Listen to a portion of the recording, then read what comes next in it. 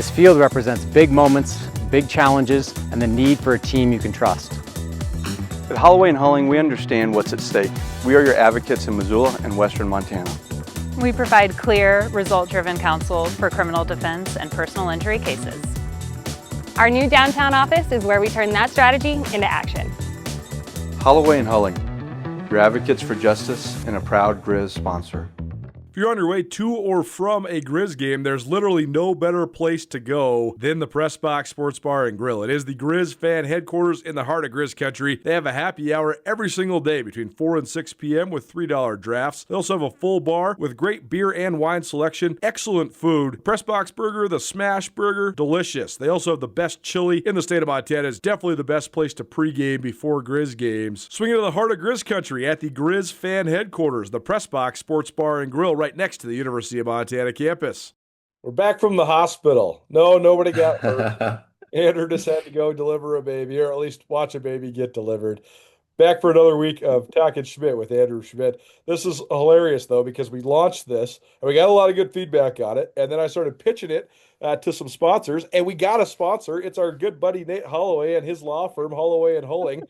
But then we only had one episode. So I'm talking to Nate on the phone. He's like, man, I loved the first one. I'd love to sponsor it. But he's like, you guys didn't do one this week. And I was like, yeah, I know. You know why. And he's like, I know. Andrew had a baby. So congratulations, kid number 2 into the world. And that's about as good of an excuse as you can have for, not having a second episode in week 2. That's right. Born 2 weeks ago. Yeah, exactly. And another little Schmidt to terrorize the world, hopefully. So yeah, no, it was good. Everything's well. Mom's doing great. Yeah, now we're just kind of adjusting to the new normal. Which what's your older son think? Because he's not the baby anymore. He's a little too young to like kind of understand. Yeah, so he's giving him hugs and he kind of knows his name already, but he's also like too aggressive, like trying to jump on him, and it's like it's a baby. So, yeah.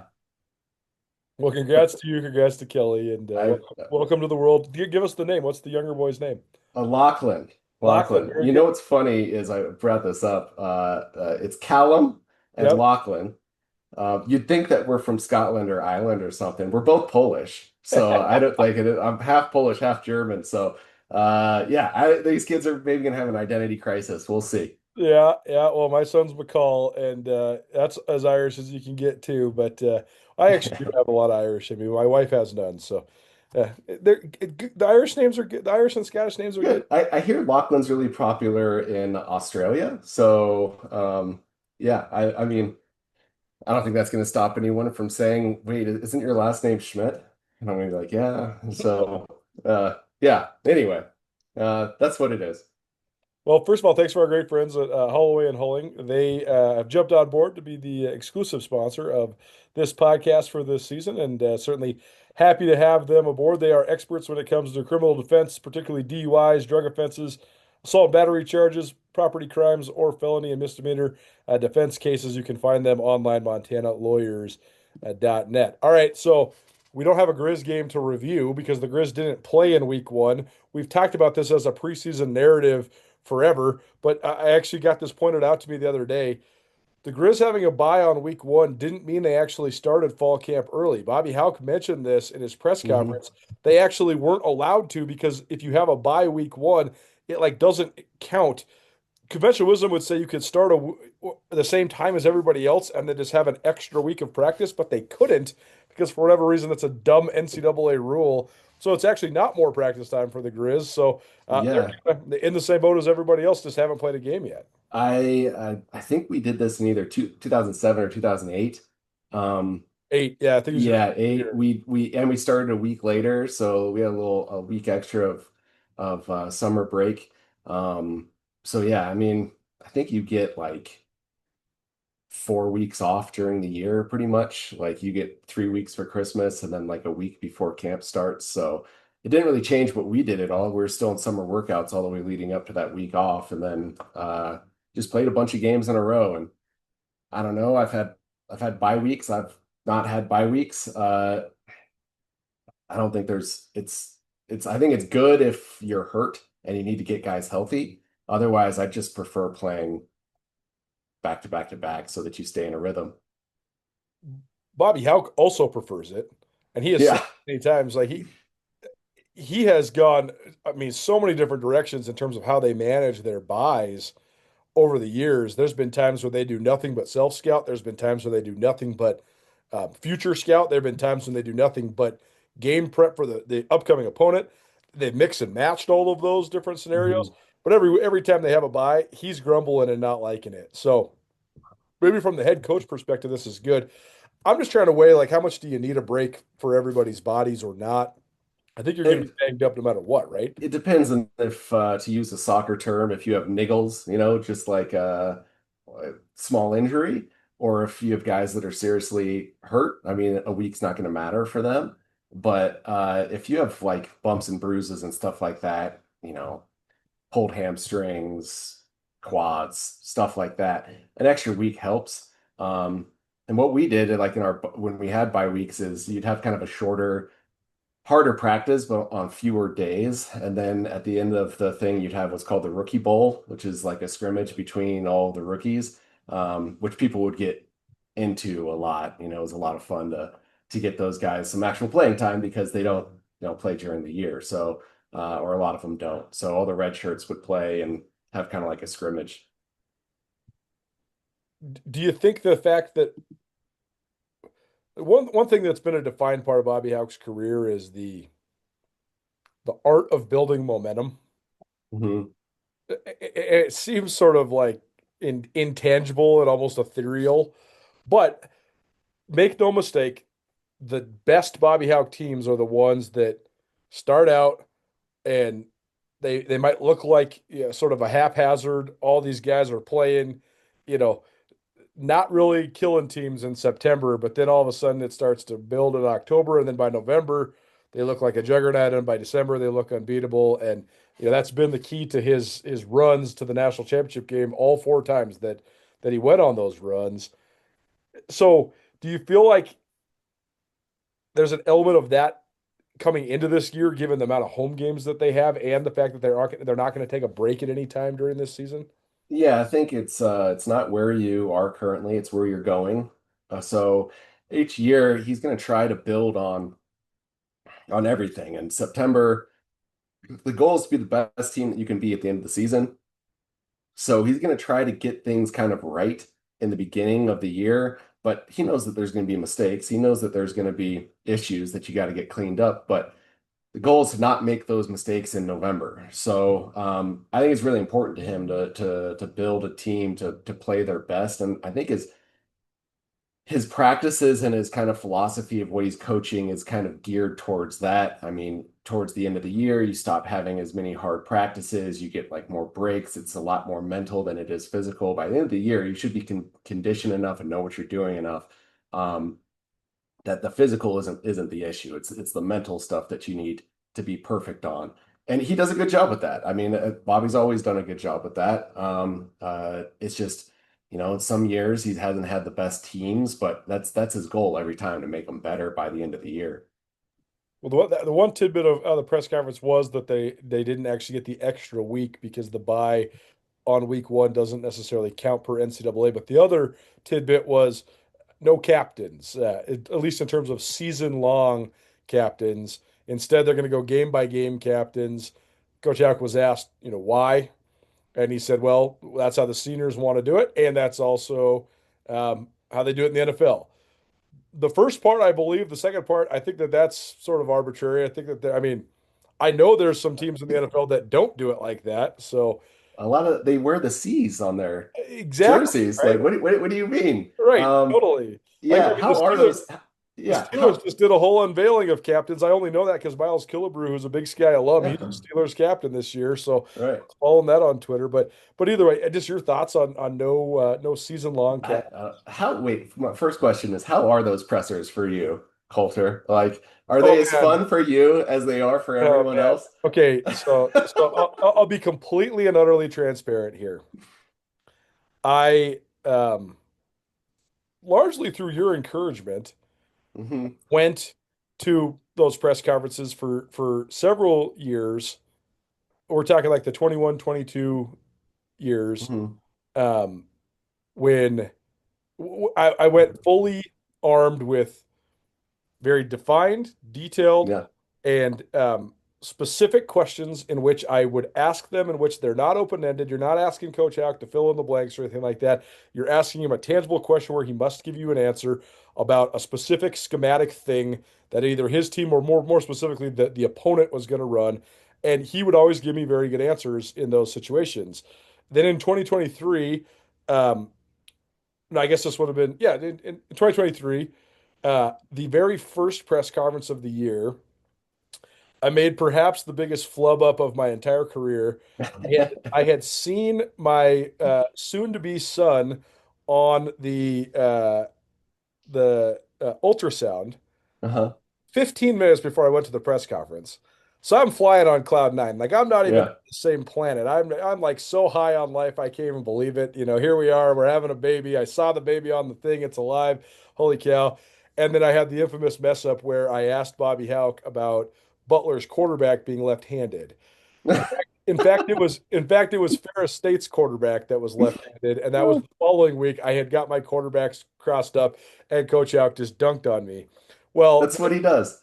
totally. So then, I will say I just went in there with pretty basic questions for like profiles and stuff for the rest of the year. Not out Hmm. of an element of timidness or anything like that. Just sort of like how it goes when you're about to have your first kid. Your mind is elsewhere. You're a little distracted. Yeah. Anyways, I'm I would dying. ask him, yeah, I would ask him schematic. He loves to talk football. He does Like schematic questions. He loves that. A PSA to you guys in those pressers. Do not ask him yes or no questions. exactly. He will Exactly. destroy you. Yes. He actually kind of teaches this as like the media is not necessarily your friend. You're gonna be bland by design. You're not gonna give anyone bulletin board material. That's why his players never give like an answer. It's just useless sound. Like on Levitard, they do the useless sound montage. It's Right. just cliches and non-answers, and it's just so boring. Um, that's what they're trained to do and what he will do to you if you don't ask him something that specifically targets a scheme or something. And then he kind of like likes to talk about it. But anyway, yeah, don't do that. Whoever's ever in there, do not ask him yes or no. Totally. For captains, I don't know. I think it's kind of maybe a new age thing. With all the transfers that come in and out, I mean, it's hard to determine who your captain's going to be. He said that the seniors wanted it. That's interesting, I guess. Maybe they had a bad experience before with having captains that they either didn't like or didn't uphold the standard. I don't know. Um, I knew NFL teams do have captains, so I don't know. I think the whole thing's a little bit whatever. But hey, if you don't have captains and it's week by week, then I don't know, play well and you'll be a captain. I guess that's what people will do. Last night on the press conferences, this week, as soon as I got the mic and I started asking questions, and Bobby revealed that Central Washington had not exchanged game film because Montana had not played a game. So then, therefore, there was no game film exchanged on either side, and there was no depth chart. I immediately handed the mic back to Sports Information and said, "Okay, we're gonna try again next week because there is nothing that I had prepared to ask him that I can now ask him that he will answer Yeah. because he has no answers." So You could ask him about Ferreter. Ferreter's we there. did ask about Fariner. Yeah, that was interesting. He didn't really give much of an answer there. Not surprised, but the captain thing. I thought about this a lot because I think on one hand you're saying this is not traditional. Some would say this is even selfish on the head coach's part, but I gravitate towards the other side where he says I actually believe him when he says this is what the seniors wanted, Yeah. and I also think that when you have a team like this. I mean, they're gonna have 55 guys on Saturday that have never played in a game for the Grizz. So then, what's the Yeah. voting look like? It would be so all over the board. I mean, they do have six senior offensive linemen. So are you just gonna say the offensive line is the captains? Like, are all those guys just gonna win all Yeah. the votes because they've been around? And your starter's a sophomore, right? Who's been around, but like, Right, or starting quarterback. right. I don't know what you do in that situation because I've never been in that situation. We didn't have a ton of transfers when I played. So I think that's kind of the new age thing of college football is people are in and out and in and out, and that's going to happen every year now. So who do you want to represent your program? And a lot of these football coaches are merit-based people, right? This is a pure meritocracy, is as pure as it gets. So if it's just based on merit, then who would be your captains for guys that just walked in the door? And who may be leading your team and be your best players, but like are they captains, or Right. are the guy who has been there for a super senior 6 years but does never plays? Do you make that guy a captain because he upholds the standard and is there? I don't know what you do in that situation. So I guess if it's a pure meritocracy, you just say, hey, each week, if you uphold the standard, you'll be a captain, and that's what we're going to do going forward. So, I don't think it's a big issue. They'll deal with it the way they deal with it. Should work just fine for them if that's what they want to do. This field represents big moments, big challenges, and the need for a team you can trust. At Holloway and Hulling, we understand what's at stake. We are your advocates in Missoula and Western Montana. We provide clear, result-driven counsel for criminal defense and personal injury cases. Our new downtown office is where we turn that strategy into action. Holloway and Hulling, your advocates for justice and a proud Grizz sponsor. I agree with you. And, there could be some guys like you just mentioned that have been here only since May or whatever that have great leadership characteristics that maybe, can be an in-game type of leader better than a guy who's been around for 5 years. But that would be weird to have that guy be your captain over a guy that's been, a Grizz for a long time. So this is an interesting way of doing things. Other thing, the depth chart dropped yesterday. Guess what? It doesn't have on there. Yeah, I saw that. No oars. No Yeah. oars. I thought that was so interesting, especially because Bobby doesn't like to give things away. And he may be completely lying on the depth chart. We don't know. I Right. mean, we'll see. But when Belichick listed no one on his depth chart, I was like, oh, Bobby's going to copy this. He's just not going to list anyone. And then someone listed an or at every single position. I forget which team that was. And I was like, don't give Bobby ammo to do the same thing. But this one came out and it looked kind of like what we looked in camp. Kind of looked like that's who the guys are going to be. Kind of looked accurate. So very interesting. I did not expect that. I thought that was a definite curveball from the old Bobby. Talkin Schmidt with Andrew Schmidt here on the Big Sky Breakdown. Presented by Holloway and Hulling Law. At Holloway and Hulling, the firm combines its passion for justice with a deep understanding of Montana law. With over 25 years of experience, the team offers expert legal representation in criminal defense, personal injury, and family law. Holloway and Hulling are not just lawyers, they're your advocates in the courtroom and beyond. Visit montanalawyers.net or call them 406-880-7424. That's 880-7424. Appreciate Holloway and Hulling for their support here of Talkin. Missoula's best attorneys. That's right. They were voted. They voted best attorneys. Attaboy. Yeah. Attaboy, Nate. Yeah, great job. So look at the depth chart. I thought most of it was how I expected it to be. But there was probably like 3 or 4 spots where I was like, okay, this guy's starting over this guy. Okay.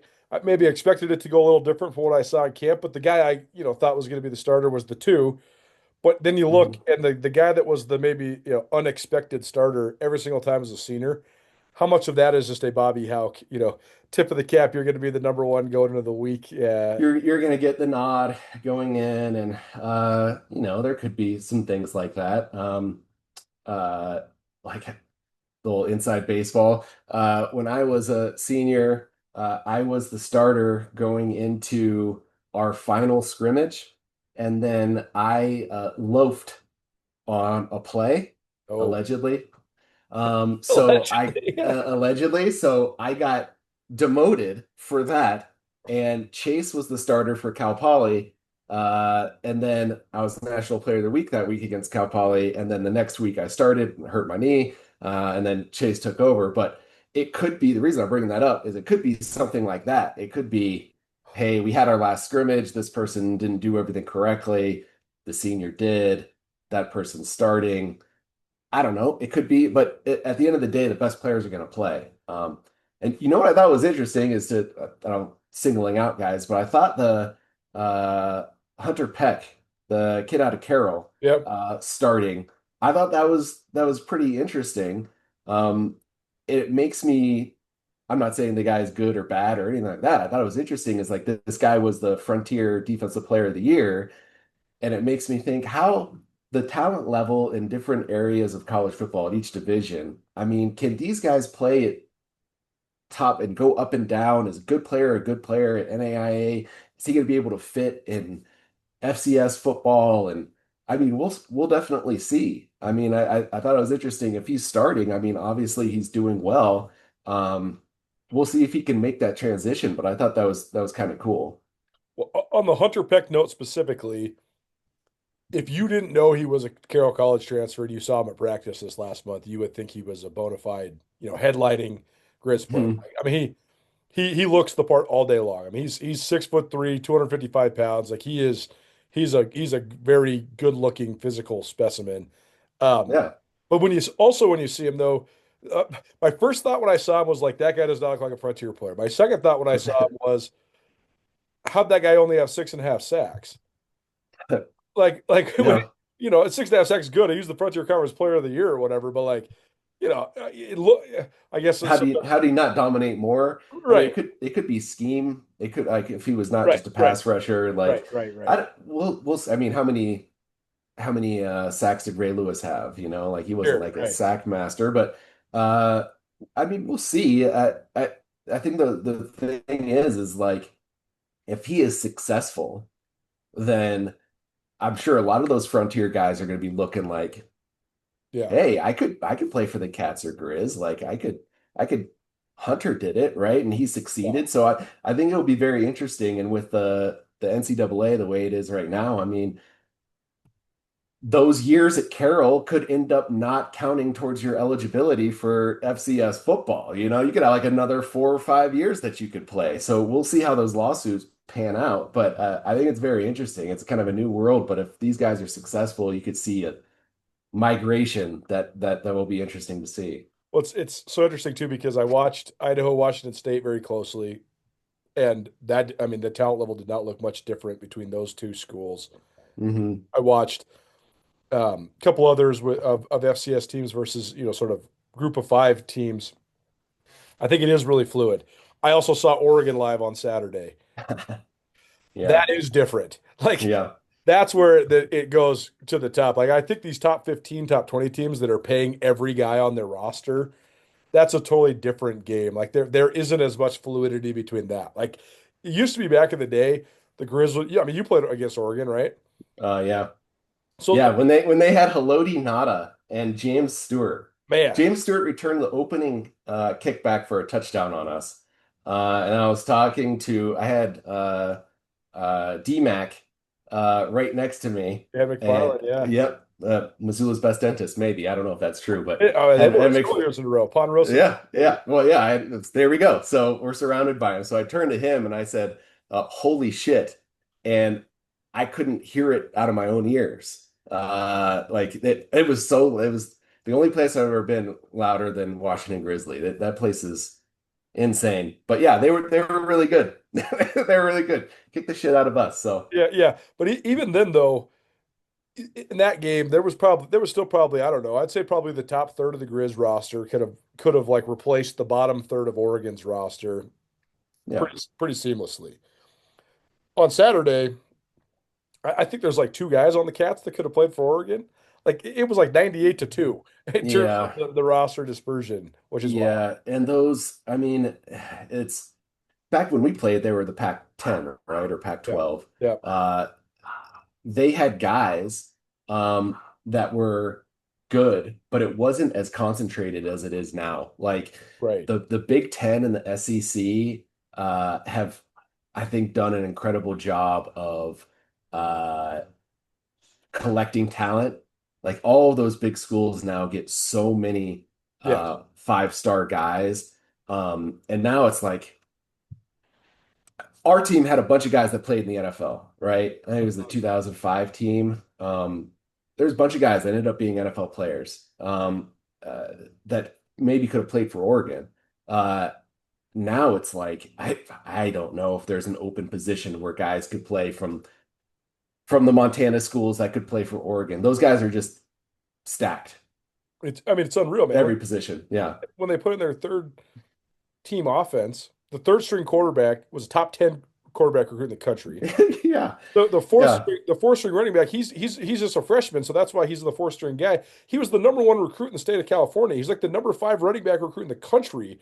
And so you're sitting here thinking like this is not apples to oranges. Like the Cats are playing their starters against this guy who is fourth string, and he'd be the starting running back at most other schools in the country. Yeah. Yeah. All of those guys are are so good. And I don't think that's going to change with the amount of money that they pay for their players now, and they have like capologists, and they're able to get like set a budget like a salary cap for their team and just blow out of the water any of these other schools. I mean, they did not have a negative play until they did the kneel down. That was the only negative play. They scored on every single drive besides the last one. Like that where they did the kneel down. Like you don't have a negative play. Like that's crazy. It's crazy. Talkin Schmidt with Andrew Schmidt. We'll be back right after this. Thanks so much for listening to our Big Sky Breakdown podcast series and for tuning into our Skyline Sports YouTube channel. If you have not, please rate, review, and subscribe. Particularly subscribe. Click on the subscribe button. That helps us out a ton. Thanks to our great partners who help make all of this content possible, including Ty Hobbs at Keller Williams Real Estate. Ty's a great friend of mine, guy I lift weights with in the mornings, and a guy I golf with as much as I can, but he's also an ace realtor. I did not choose him as my realtor because he's my friend, although that was a big perk. He is excellent when it comes to everything from efficiency to negotiation to no frills, no BS. He got our house on the market and got it sold in less than 24 hours, more like 4 hours. It was an impressive turnaround. He got us exactly the contract that we wanted. We needed to stay in our house for a couple months because we had a new build coming up. He negotiated that flawlessly. The negotiation part is the number one reason why we chose Ty, but he also has a great acumen when it comes to construction, building, remodels. We had a flood in our house that I needed help with repairing. Boom. He helped me out. Awesome service, awesome job. And if you're in the market for a realtor, Ty Hobbs is your guy. Let's hear more about the current real estate market from the man himself. So let's start with, how would you characterize the real estate market currently in both Missoula and Western Montana? Well, currently in Missoula, we've seen a rise in inventory and buyer activity slow down a little bit. So it's turning more into a buyer's market, more than I've probably ever seen in the last 10 years or so. So what does that mean, a buyer's market? How would you define that? A buyer's market is really just means that there's more homes for sale than there are buyer demand. So buyers have choices, especially in negotiations. And that means less leverage for somebody that's selling their house, more leverage for somebody that's tried to buy a house, correct? Correct. More leverage for buyers. Okay, so if you are a buyer and you hire you as your realtor, how do you go about then sort of taking advantage of that said advantage? Well, right now you have the upper hand in negotiations, right? And first we start with the CMA and get a value and see where that price falls in, or where the value is for the buyers. And then there's other things that we can negotiate, such as like seller concessions to help buy down the interest rate or give you a temporary break or relief on an interest rate to help with that monthly payment. So if people want to find out about that and other listings that you have, how do they find them? Best way is just get a hold of me by phone, 406-544-9794. Okay, so I know that you have a lot of stuff you can't talk about Quarterback Club because you are like a proud Quarterback Club member. I am. But I can talk about the stuff that people leak out of Quarterback Club because There you go. I am not allowed to be in Quarterback Club. Yeah. One thing I thought was stunning that Bobby Houck talked about on Monday night was that he really scaled back the amount of contact that the Grizz had during fall camp because he didn't want a bunch of guys to be injured. And when I heard, secondarily, I heard somebody telling me this, that he was saying this, I thought to myself, wow, that's either made up or maybe he is evolving. Like maybe he's figuring some stuff out here. Because that's not a new thought. That is a very modern football thing that's kind of across all levels. But I just didn't know that Bobby Houck would ever reach that because, as you know, he loves him some full contact practices over and over and over again. Loves it. And we had a lot, like 2 days, and we actually like you couldn't do padded practice in back-to-back two-a-days like when I played. Like they started those rule changes.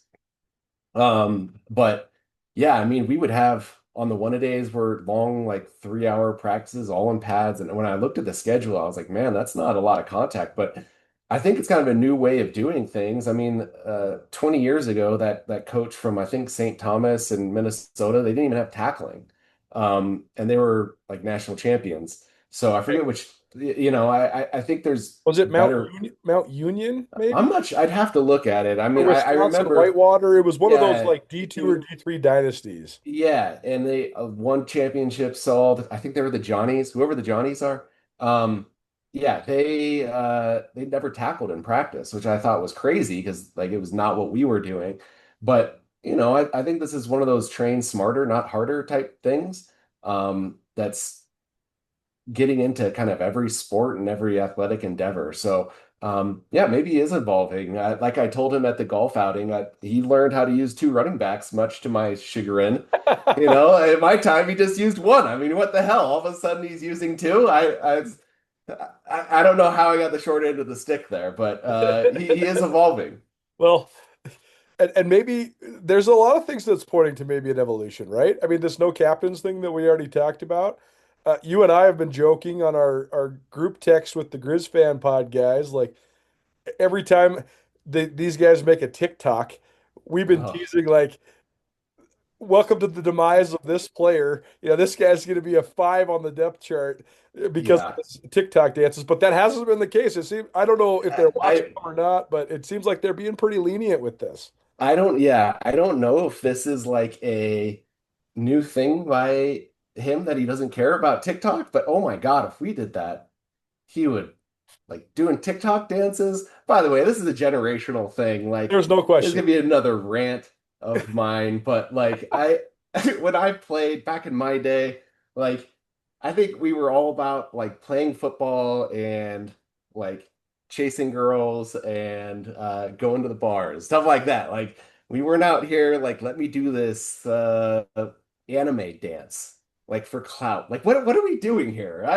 Hey, I know I'm an old man, get off my lawn, but I don't know what we're doing. hey, It's not for me. this is the exact thought I had though, is because not only would Bobby Houck be giving you all the hell in the world about this, he would be like 100th in line because you'd have 90 teammates first. Oh yeah. Like imagine the offensive line when you played. Like imagine if you were doing TikTok dances, those guys would just destroy you. JD Quinn would have whipped my ass. Oh my God. Yeah. Yeah. So yeah, it's a new thing.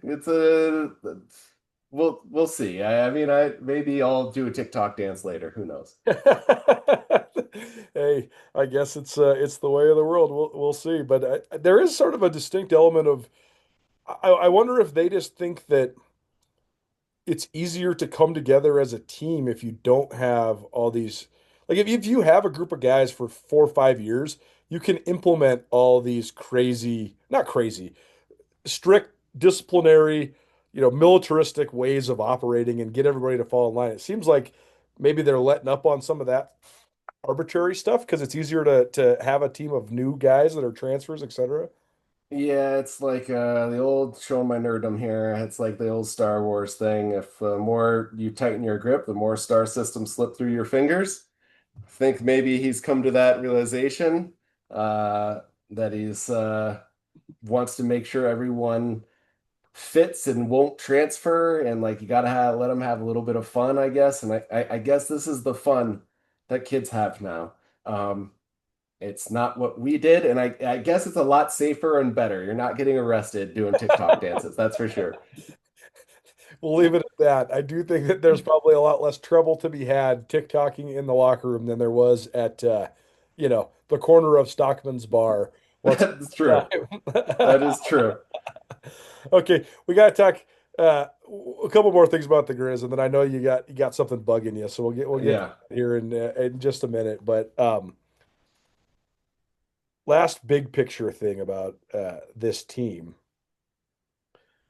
the the fact of the matter is that this is now going to be the 14th season under Bobby Houck. He's been back for he's been here for 15 total years when you count the canceled pandemic year.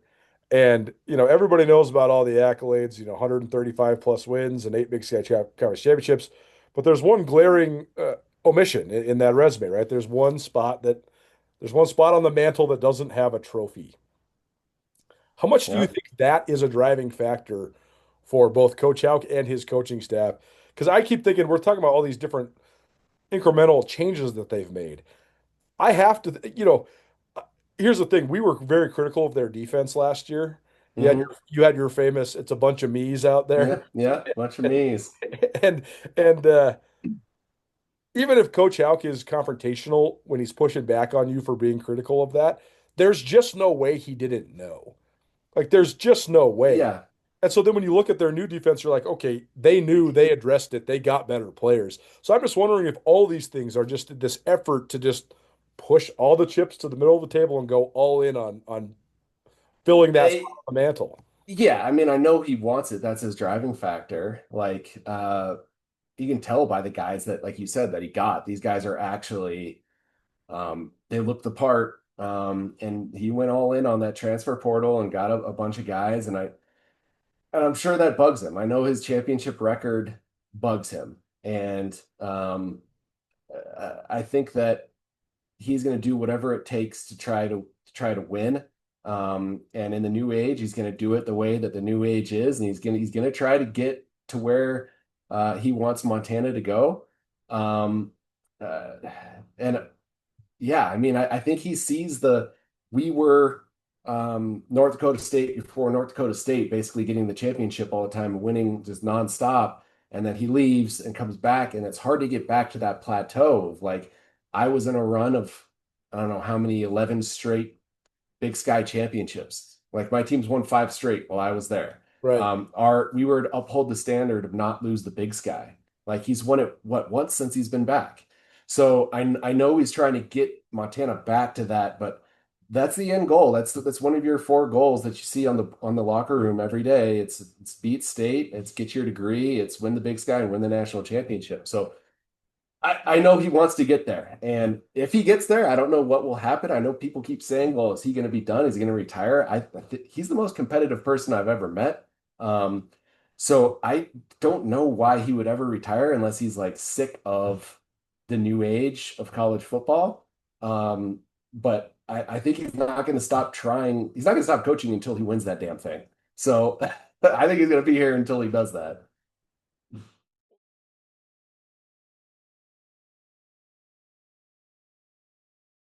I think what distinguishes our firm is collectively our experience. I think that's really important. Nathan and I both have handled hundreds and hundreds of criminal cases. We work on our large cases together. It's not like a situation where you hire a law firm, you hire the owner or the partner, and then you're going to have someone else handling all the actual reviewing the evidence and going through things. I mean, we take personal responsibility for all of our clients, and we work together on a lot of them to try and get good results. And I also think that it is a result-oriented business to a degree, and we get good results. If you're ever, interviewing lawyers or trying to figure out who to hire, call us. We can show it to you. We can prove what we've done for our clients in the past and what we'll continue to do for them in the future. Another thing you can do is you can go to our website. You can look at our recent cases and the results that we've gotten in those cases. And also, in a little over 12 months, we've gotten almost 60 Google reviews. And I think people can go there and see what our past clients have thought of us. Holloway and Hulling are not just lawyers. They are your advocates in the courtroom and beyond. And they're a team of legal professionals united by one common goal: to provide exceptional legal representation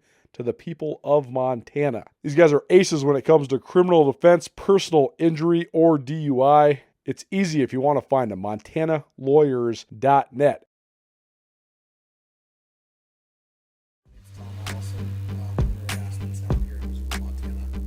Being in this industry since I was in college, one of the things I think we take the most pride in is Aspen Sound's been such a presence in Missoula for over 40 years. The cool parts about our job is people always ask me, what do you do for a living? I sell fun, whether it's as simple as window tint all the way up to integrating a backup camera into a factory screen. I'm pretty excited about the options we can present.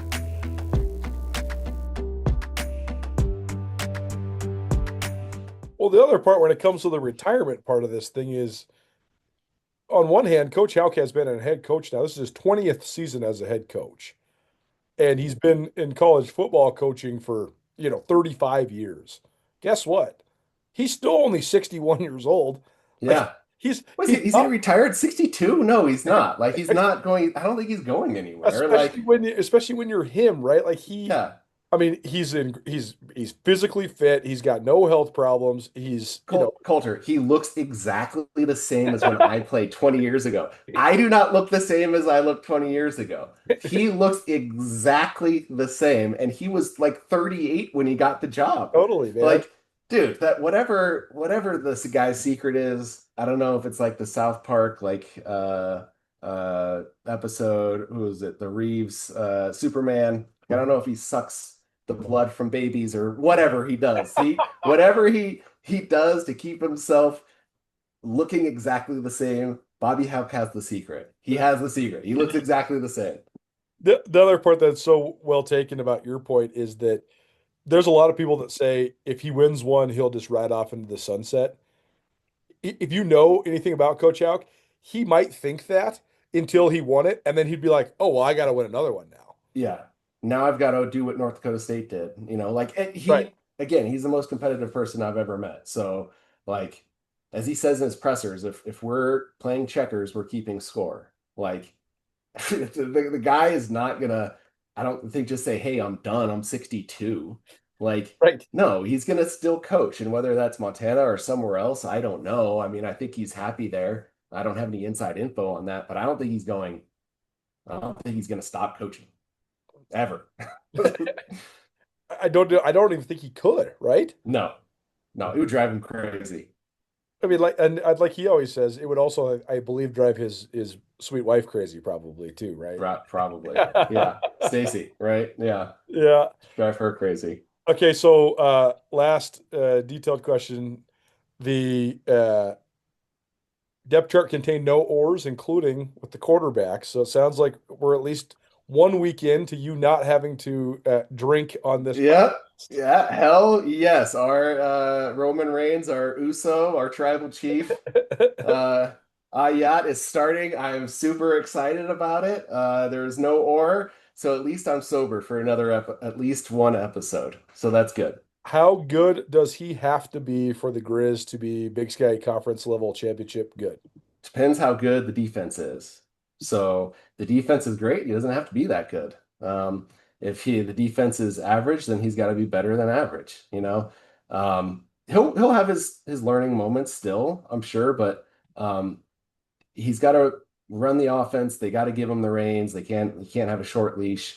But with the talent that they have at running back, they should take the load off, and at tight end, we'll see how good the offensive line is. But he should have an easier road than I think most, if they can rely on the running game and have a defense that holds teams to few points. Now, if that defense is shit like last year, he's going to have to be great, and we'll see if they can be great. Talkin Schmidt, proudly presented by Holloway and Hulling Law. Holloway and Hulling has more than 25 years of combined experience. They have a deep understanding of Montana law.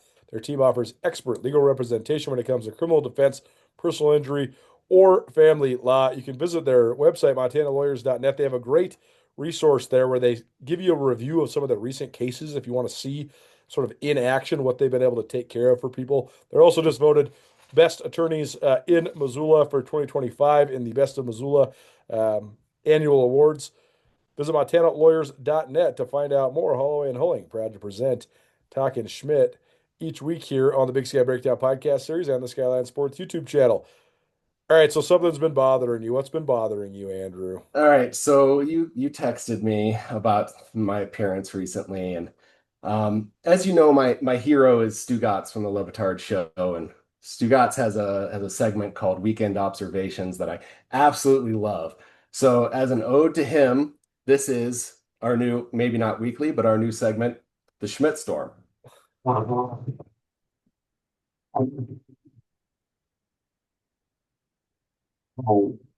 work on the sounder. Week 1, Bobcat fans. Now, I know what you guys are thinking. This is low-hanging fruit, but let me preface this, okay? This doesn't go out to the players or the guys that actually played that I respect. Anyone who wore a jersey, I respect. Whoever had to do the long hours and put the work in, guys like Dane Fletcher and Toby Rundle and Tyler Bolton and Chris Smith. Nothing but respect to those guys, okay? This is for the casuals. This is for the guys who pay to be fans and who think that they are part of the team. The people who post pictures of themselves on 4th of July and their first thought is to say something about the Grizz. This is for the online reporters who, by cosmic accident, do follow the team, do preemptive, unsolicited blocks on Grizz fans like Brent Wahlberg. Most importantly, we are doing this because of Colter texted me of the 5 people that said, you're not going to listen to Colter's show anymore because I was on it. Get over yourselves, okay? You think that by telling Colter that 5 of you are not going to listen anymore, that he would say, oh, okay, I'm canceling this whole thing, like your kid show business or something. Just embarrassing. But what else would you expect from a pestering little brother? One that copies everything Big Brother does, then tries to act like they are better. Fun fact, did you guys know that Jeff Choate is on record saying that he created the Bobcat 41 just as a troll to the Grizz? Nice work, Jeff. You got us. You wholesale copied Montana in an effort to troll them and makes you look even more like little brother. Nailed it. Well, while we were on the subject of coaches, Sonny Holland, overrated. I mean, the guy won Division II title against Akron. I mean, come on, do it in the FCS. Greatest Bobcat of all time. Give me a break. Guy gets a statue for that. He retired at 39, okay? Where's Dave Arnold's statue? Or Joe Bignell, or Mark Fellows, or Troy and Kirk Timmer, or Cleet Linebarger, or Doug Kimball. Jimmy Califat's more deserving. Laser. Where was I? Oh, yeah. This one's always fun. Counting titles from D2 and NAIA tie to say we have more national titles than you. Embarrassing. Like if I told people I won the spelling bee in 3rd grade, so I'm smarter than them. Or they tell you about their 1929 basketball championship, the one that was awarded to them in 1995. A professor and a computer programmer. Super serious university we got here. I too would like to award Montana with a basketball national title. This one in 1978, just as legitimate. The Schmidt title. By the way, how many black guys did you beat for the title that year in basketball? 0. I've always said that no titles before the Civil Rights Act count, but I'm adding one. No basketball titles while the ball had laces on it. What a sham. This is par for the course. Montana has 2 FCS titles. Bobcats changed the math and try to feel more important. Montana has a legacy number given to a Montana native that exemplifies the qualities of the program. Bobcats do the same thing, but make it 41 because Montana is the 41st state. Grizz fans have made fun of Bobcat fans for so long about them not deserving Montana in their name that they try to out Montana at every turn. The 41, the state outline patch on the jersey. They even put a solitary M on their helmets, you know, just in case you forgot what state they were in. The most insecure college identity crisis I have ever seen. Let me tell you guys something. It's okay to be state, okay? Mississippi State, Michigan State, Iowa State, all lead into their identity. They put state across their jersey, on their helmet, on the 50-yard line. That's what they are, and they're proud. But one thing is for certain, they are not Mississippi, they are not Michigan, and they are not Iowa. And you, my dear friends, will never, ever be Montana. Okay? Thank you for listening. Please relay this to the 5 people that left and are never coming back. I hope they have a nice day. And that is this week's Schmidt Storm. Oh man, well done. I got to figure out how to get that onto the TikTok because that's definitely going to be something that the algorithm is is gonna love. Okay. You guys are welcome. Yeah. You guys don't text Colter. Don't text Colter this stuff and expect me to not say something in return. Okay? You guys go away to your shanties. I'm tired of you. I'm sure gonna have. There are some cool ones, by the way. That kid, that CSG Bobcat guy that walked all the time. He interacts with me on Twitter. Good guy.